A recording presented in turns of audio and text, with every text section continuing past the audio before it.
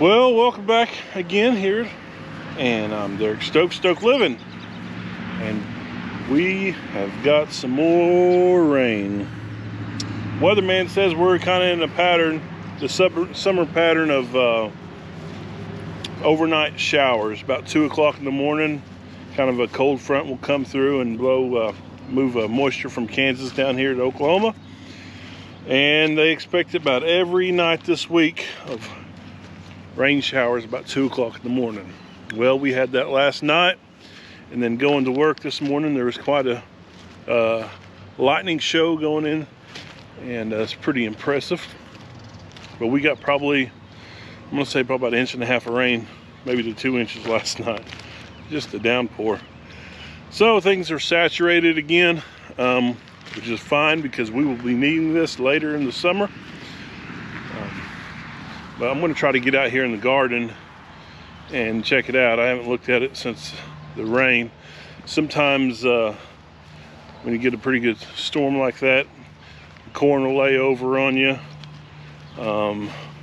Tomato cages shouldn't, because I've got them propped up pretty good with a hot wire. But the garden is looking rather nice. This is the first year of planting this ornamental corn. I'm not sure how it's going to fare. It doesn't look as good as my candy corn. Oh, hey, there's old Wally. How are you, buddy? Pumpkins are coming up. And we planted the gigantic pumpkins, finally showing their true colors. Here is the sunflowers plants. They're coming up nicely. Flower, some kind of flower, I don't know. And those are weeds there. I know what those are. But these are flowers, that's weeds. So I need to get in here and kind of do some work. I told you guys before that I bought some seed from the Amish. This is the sunflower seeds that I bought from them, and they had a bunch of other different types of seeds. A cut flower mix. I think this was I can't remember, but this was an actual type of flower. This right here is the mix. So I know that's not a flower. That's not a flower. But I got this guy, and I think this is a flower. It doesn't look native to the garden. That's a flower. So this is the mixture. That's Johnson grass there. So we'll just see what comes up. And I'll try to pick out the weeds and leave the flowers. I've never planted flowers in the garden like this before. I didn't really ask if I should in my garden to the Amish, but hey, I figured that if they planted them, it's probably something that's good, because they know what they're doing. Tomatoes are looking good. These are my celebrities, and I need to kind of come through here and make sure that they're growing up through the cages.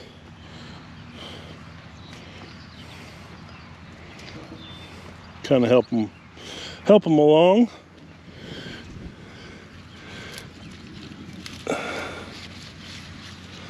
Like so.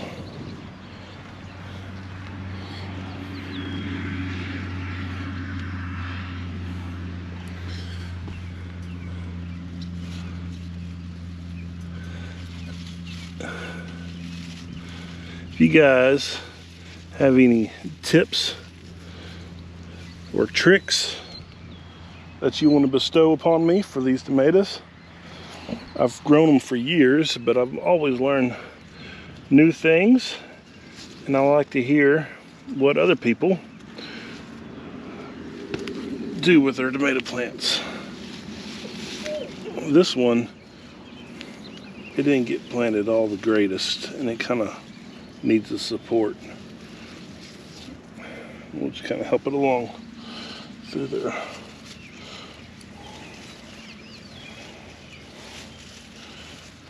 Not real fond of these smaller cages. but that's what I had laying around, and I was needing some cages, so that's what I went with. I've never used them before. They were at my grandpa's, laying in the back, stowed away. There's probably a reason why we never used them. Wow, I've just taken off.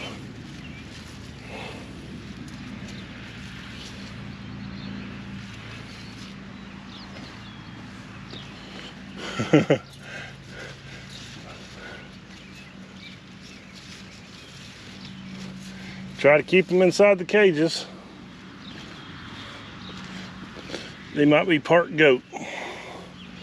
They like to get outside the cages. And then I planted some sunflower seeds right through here. You can see them kind of popping up. I say I planted them. Philip and Titus, my nephew, they planted them. And then I had the kids out here weeding out the corn. You can kind of see the weeds that they left through the middle that they pulled out, which is fun.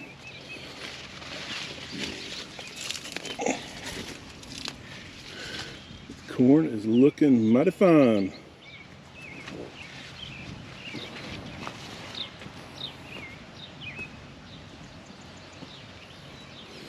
There's the deal. Planted pretty thick. It's all right. I just love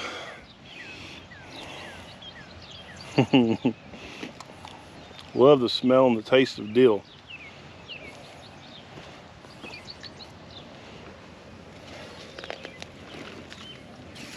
Lots of weeds.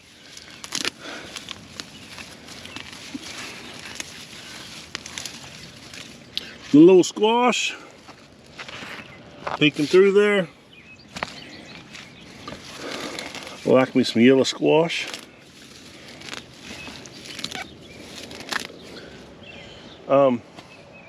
If you think of some ways to preserve squash, kind of what we don't like to fry a lot of things, but what we like to do is bake squash, or we'll actually boil it with onions. We'll put a little cornmeal, you know, on it whenever we bake it. We've also we kind of mix that up like an okra and a corn mixture. I mean, not corn, squash mixture, and froze it. Would freeze it in the deep freeze, and that's the way that we've preserved it. But if you think of some way that we can also, what else we could do with this squash, because if you notice, there's a lot of it. And if you've ever grown squash, it just all comes off all at once. And you get out here, and it's like you get sick of eating squash.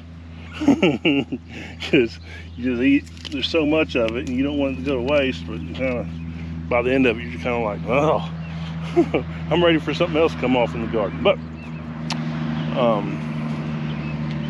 you got some ideas on what to do with squash, because we're going to have a lot of it. Cucumbers are getting after it. They're going to be crawling all over the corn here soon. So that's just part of it. Here's a little old zucchini. See that guy down there? Little zucchini. Oh yeah. Cucumbers are getting ready to make it happen.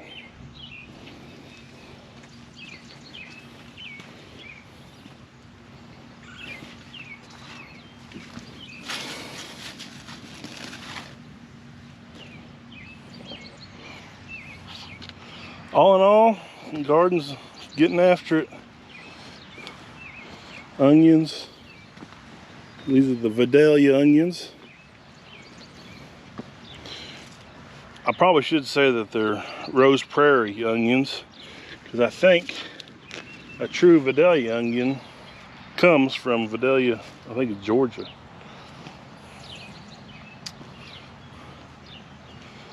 My old radishes, they didn't do very good. They were all stem and not very much root. I'm not really sure what went wrong. They do not look very good.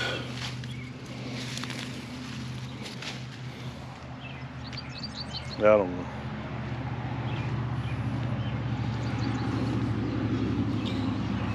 Might be too much moisture. I don't know what would cause that. My spinach really didn't do a whole lot. It's starting to do a little bit.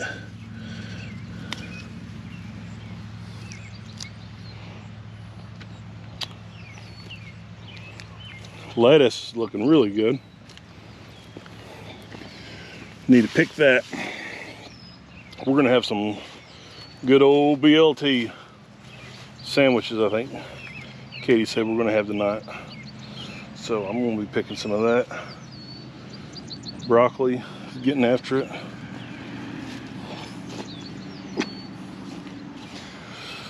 So, just kind of give you guys a little rundown on the garden. I know I need to get out there and do some weeding out.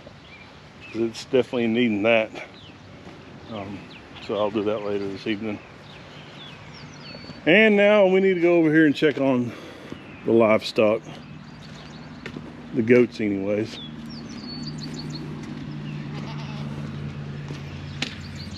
There's old Martha.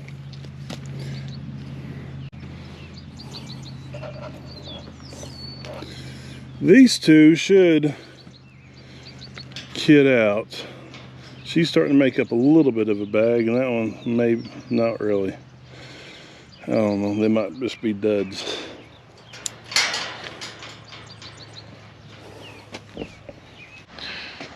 All right, I got sidetracked and I started working on my truck. I noticed the battery not charging light showed up on it whenever I was pulling the trailer, and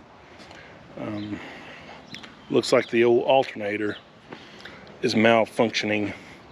So, you see there, I've got it taken out. And so now we're gonna have to get me an old alternator. It's always something to work on around here. You never run out of things to do. I've got another concern, and it has to do with a furry little animal. And I'm not having the problem yet, but it is coming soon.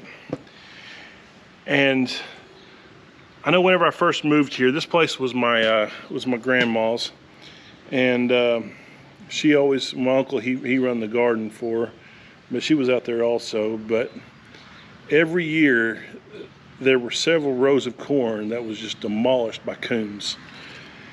And the first couple of years that I had a garden out here, I would have a coon problem. One day I was driving home from work, and I saw at the intersection there was a young man with a box full of little old pups. I pulled in there, and there was some red-bone hounds in there. And I always wanted a red-bone hound. Watched the where the red fern grows, and I bought me one of those red-bone hounds. Took it home, and Olivia, she was real little. She was probably 1 or 2, something like that. And we ended up naming him Red. We really thought outside the box, and come up, and we just thought long and hard, and we decided to go with Red. And man, he was a good dog. We kept him up, chained up, you know, in a pen, or no, I think it just had a little dog house with a wire rope. And I do not like keeping the dog penned up. I know I got Ollie out there, but he's serving a purpose. He's protecting the goats. But you know, old Red, I'd take him off there, and he really liked running around, and it was fun listening to him at night. He'd be out there chasing those coons. And so we just end up leaving him off the chain. And he would roam around. We don't really have any neighbors. The neighbors that we do have is family, so they just have to put up with my old dog. Well, One thing about where we live, we have, I'm not sure if you can see it, but there is a highway through there. And this highway has claimed many a dog's lives. It's just part of living out here in the country. I like kind of having an avid dog kind of watching over your place. And eventually they get to roaming and they get out there on that. Well, Red, he stayed off that highway for most of his life. We had him for about 10 to 12 years, and eventually old car got him. He got out there, and old Red is he's no longer with us. Kind of sad. No, he was a good dog. But this is the first year that we don't have Red, and I have a feeling that there is going to be some furry little critters pestering us. So I need to be proactive before they get to my corn and see if I can do a relocate on these little critters, because I've got 5 rows of sweet corn, and if I have 1 sacrificial row of corn, I'm fine with that. But they get all 5, we're gonna have problems. Because we put a lot of work in these things. Okay, this year, I should just know this. This year has been the year of the snakes. It seems like every day that I come out here and I do something in the yard, I find a snake. And I'm out here messing around, and sure enough, I find another snake. And this is a snake that I have not found this year. So, YouTube Nation, I need your help to help me identify this little snake. So, it's a little one, and I just picked up a bucket. So if you're out working in the yard, all kidding aside, be careful whenever you pick up stuff. You never know what could be lurking underneath it. Most of the snakes, knock on wood, in my area, are non-venomous. Every once in a while I will see a cottonmouth around here, but you always got to treat them with respect. They're part of God's creation, and they're kind of neat, and I like them. So with that set aside, and safety precautions are taking place, help me identify this little low serpent. Okay, can you see it? All right, we're coming down here closer, and you guys are going to get closer than me, because even though it can be kind of scary,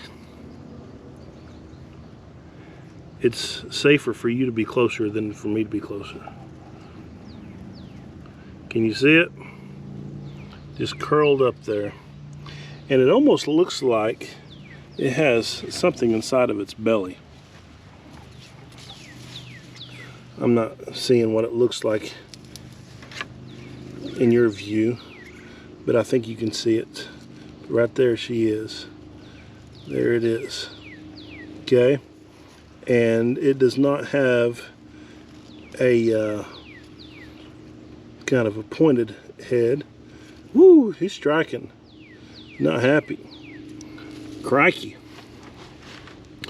Just flicking this old tongue out there, sensing y'all. Now you guys, be careful, stay calm. Stay calm. Stay calm. Calm. Oh my, that was a close one. So, help me identify this little creature. He does not look venomous. He's probably, I'm going to say, maybe a foot long. I don't think he has anything in the stomach. Like, I thought it was kind of bulging out. But I bet you he just eats little insects and stuff like that. And so,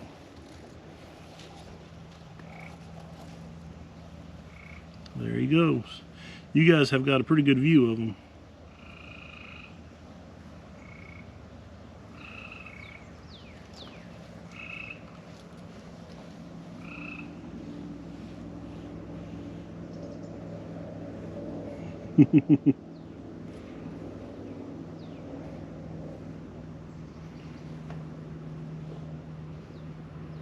There he goes. He gone.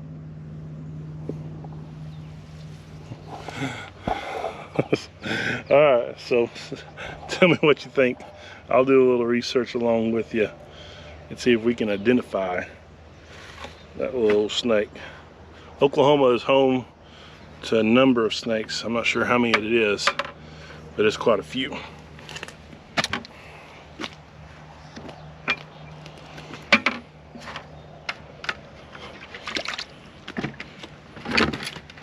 Some people say the only good snake's a dead snake. Well, I don't know.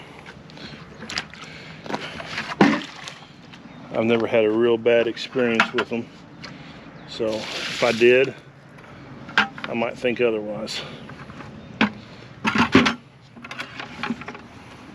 So if you are picking up anything that's been sitting there for quite a while, just be thinking that there could be a snake underneath it, because this year for me, everything I've picked up like off the ground like that, there's been a little snake underneath there.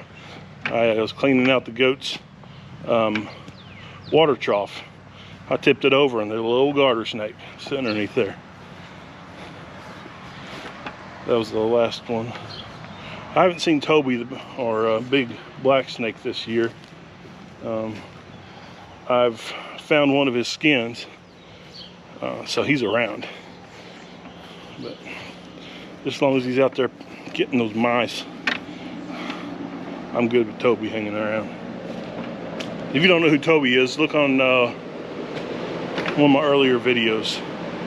I forget the name of it, but we go in depth on how big Toby actually is. All right, so been reading through some of you guys' comments, and I really enjoy it. Some very nice people out there, and I kind of like I really like it, the interaction. I'll learn lots of different ideas and suggestions, and one thing that I've been lacking on is the proper bedding for my chicks. And so I had the bedding for them whenever they were in the brooder, I guess you'd call it. I'm not real good on all the chicken terminology. But whenever I brought them out here to their pen, I dropped the ball. And I was made aware that these chickens still need a little bit of comfort, some bedding to make their lives a little more peaceful and get to where they'll start laying some more eggs.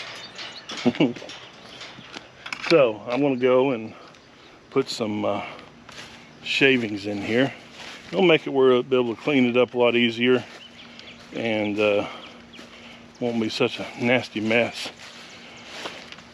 So this chicken stuff, it's all new to me. A lot of this stuff's all new to me. Sometimes I feel like I'm an old goldfish.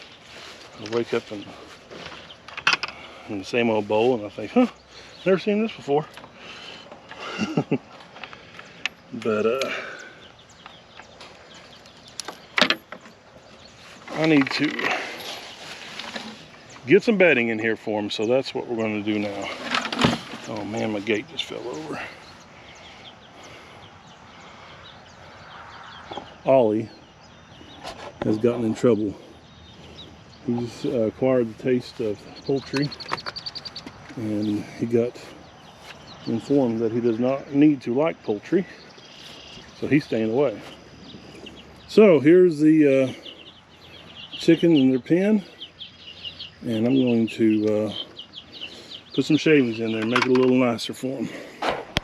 So Martha, she tried to come in here. She's not allowed in the chicken pen.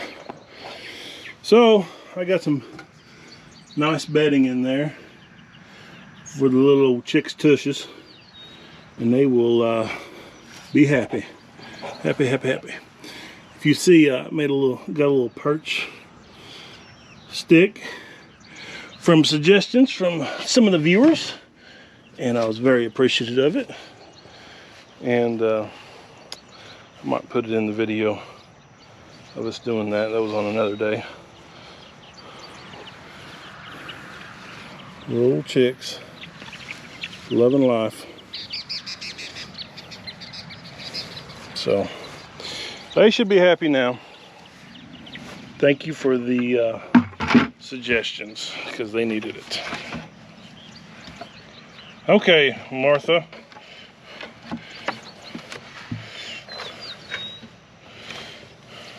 Why are you always in the way? That's the reason why you were born. You were in the way. Yep.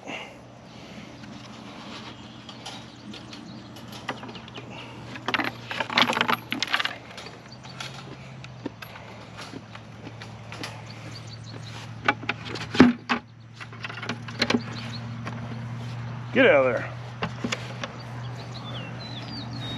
Well, it's another beautiful day out here. Muggy. If you can see, I'm perspiring a little bit. But it's a very nice day. Some beautiful sunsets out here on Rose Prairie. God has blessed our family immensely. Even with Martha. Alright, well, I'm going to have to go in and shower and get ready for bed. We got to get up early tomorrow. My daughter, she is playing basketball with the team at Cushing, Oklahoma, which is about an hour and 45-minute drive. She starts at 8 in the morning, so we will need to get up early.